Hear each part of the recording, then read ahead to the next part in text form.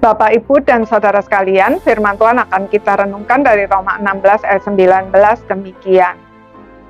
Kabar tentang ketaatanmu telah terdengar oleh semua orang.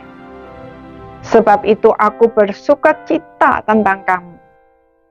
Tetapi aku ingin supaya kamu bijaksana terhadap apa yang baik dan bersih terhadap apa yang jahat. Saudara, ketaatan kepada firman Tuhan adalah hal yang terpenting dalam hidup orang percaya. Namun, ketaatan tanpa pengetahuan akan kebenaran serta menghidupinya menjadi ketaatan yang salah fokus dan bisa justru merusak segalanya. Sebagai contoh, meluruskan sesuatu yang salah karena kita taat kepada firman Tuhan memang sudah seharusnya.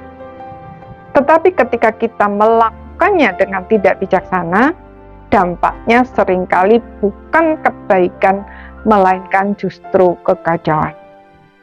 Apalagi jika hati kita tidak murni, dinodai oleh kepentingan pribadi dan hawa nafsu daging.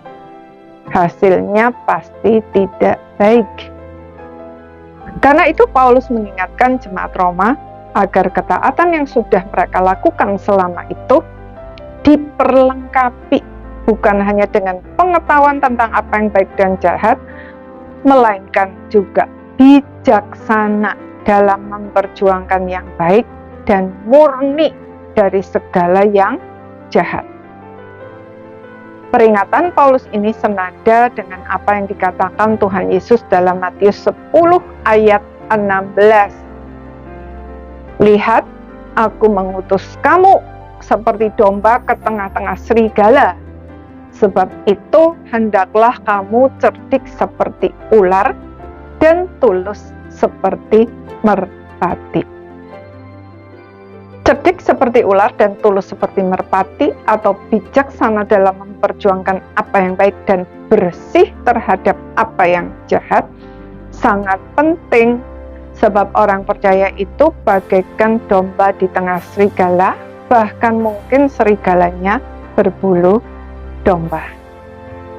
Tanpa cerdik dalam arti bijaksana, maksud baik yang kita lakukan bisa justru disalah tafsirkan, bahkan dimanfaatkan untuk tujuan yang jahat.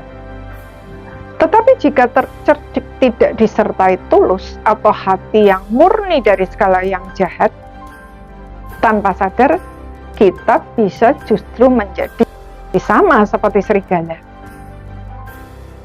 Karena itu terkadang walaupun tahu kebenaran, kita harus diam dan hanya berdoa saja. Sebab jika Tuhan belum membuka hati orang, apapun yang kita katakan atau lakukan bisa justru memperparah keadaan.